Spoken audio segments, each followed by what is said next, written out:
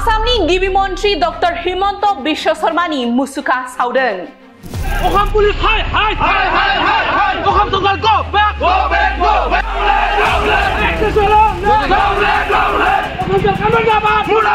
BJP go back स्लोगानजों गोमसार होदों। सरकार go back. Oham police go back. Oham police go back. नंगौ दिनै फुंनि समावनो गिबि मन्त्री डॉक्टर हिमन्त बिश्व शर्मानि मुसुखाखौ राजा लामायाव सावदों कच राजबंशी फरायसा आफादा।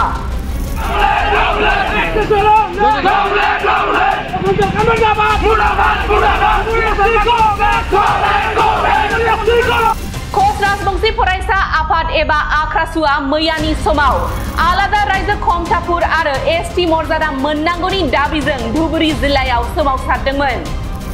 बे सोमावसारनायखौ होबथानायजों लोगोसेनो सोमावसारगिरिफोरखौ आसाम पुलिसआ लावथिजों बुदोंमोन, आइजोफोरखौ खस्थ' होनानै गोबां जखम खालामदोंमोन।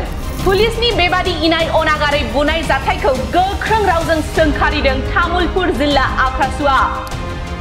बीजेपी सरकारनि समाव सोमावसारगिरिफोरखौ लावथिजों बुनाय आरो जखम खालामनायखौ गोख्रों रावजों सोंखारिदों।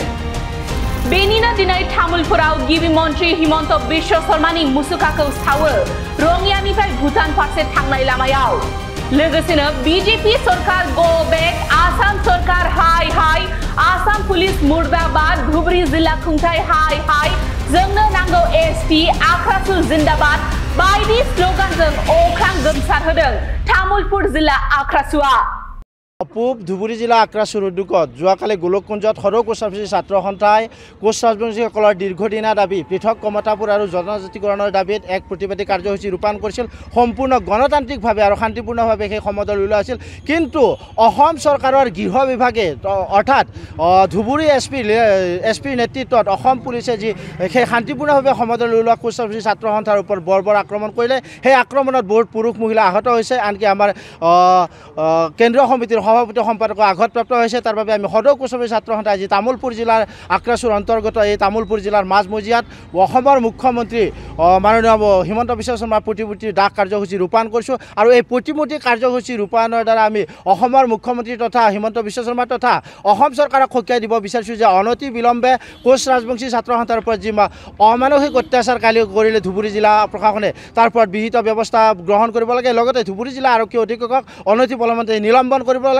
অন্যথা আমি সদৌ কোচ ৰাজবংশী ছাত্ৰ সন্থাই আজিৰ বাহিৰেও আৰু এনেকুৱা ধৰণৰ জংগী আন্দোলন কৰিবলৈ বাধ্য হ'ম। আৰু আমি এই BTC নিৰ্বাচনৰ প্ৰাক মুহূৰ্তত অসম চৰকাৰ তথা বিজেপি চৰকাৰখনক সকীয়াই দিব বিচাৰিছোঁ যে কোচ ৰাজবংশীসকলে যি প্ৰাপ্য অধিকাৰৰ বাবে আন্দোলন কৰি আছে, এই আন্দোলন মষিমূৰ কৰাৰ কাৰণে যাতে অসম চৰকাৰৰ গৃহ বিভাগে এই কোচ ৰাজবংশীসকলৰ ওপৰত অত্যাচাৰ নকৰে, তাৰ বাবে আমি সদৌ কোচ ৰাজবংশী ছাত্ৰ সন্থাই পুনৰবাৰ সকীয়াই দিছোঁ। আৰু অন্যথা আমি সদৌ কোচ ৰাজবংশী ছাত্ৰ সন্থাই BTC নিৰ্বাচনত এই বিজেপি চৰকাৰখনক উচিত প্ৰত্যুত্তৰ দিবলৈ বাধ্য হ'ম। তামুলপুৰৰ পৰা আমি সকীয়াই দিব বিচাৰিছোঁ যে ধুবুৰী জিলাৰ এছপিক অতি 24 ঘণ্টাৰ ভিতৰত যাতে তেওঁক নিলম্বন কৰে। আৰু অন্যথা আমি 24 ঘণ্টাই সময়সীমা বান্ধি দিলোঁ যে অন্যথা আমি ইয়াতকৈ কিন্তু ভয়াৱহ আন্দোলন গঢ়ি তুলিবলৈ বাধ্য হ'ম। আৰু লগতে আৰু যদি এই বিজেপি চৰকাৰখনে যদি আমাৰ ভূমিপুত্ৰ ৰাজবংশীসকলৰ যি অত্যাচাৰ তেওঁলোকে সহ্য কৰে বা যদি তেওঁলোকৰ ব্যৱস্থা এখন নলয়, তেতিয়াহ'লে কিন্তু আমি এই অনাগত নিৰ্বাচন তথা 2026 চনৰ যি বিধানসভা নিৰ্বাচনত আমি প্ৰত্যুত্তৰ দিয়াৰ কাৰণে সাজু আছোঁ।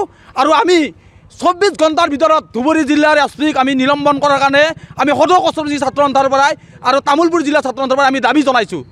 নিশ্চয়কৈ যোৱাকালি আমাৰ সদৌ কোচ ৰাজবংশী ছাত্ৰ সন্থাই যি আমাৰ জনজাতিকৰণ আৰু কমতাপুৰৰ দাবীত যি জোৰ সমদল উলিয়াইছিল, সেই সমদলত যি আমাৰ গৃহ বিভাগ, এই গৃহ বিভাগে এনেকুৱা ধৰণৰ আমাৰ জাতিটোক বা আমাৰ ছাত্ৰ সন্থাক এনেকুৱা ধৰণে বৰ্বৰ ব্যৱহাৰ কৰিছে। এই ঘটনাক আমি সদৌ কোচ ৰাজবংশী ছাত্ৰ সন্থাই গৰিহণা দিছোঁ, ধিক্কাৰ দিছোঁ।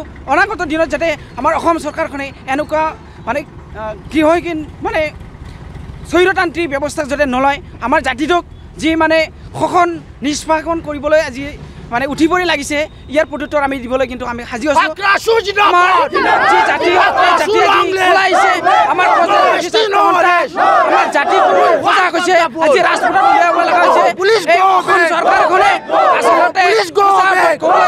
আন্দোলন বিচাৰে, শান্তি নিবিচাৰে। আমি 2026 চনত ইয়াৰ প্ৰত্যুত্তৰ দিবলৈ সাজু আছোঁ।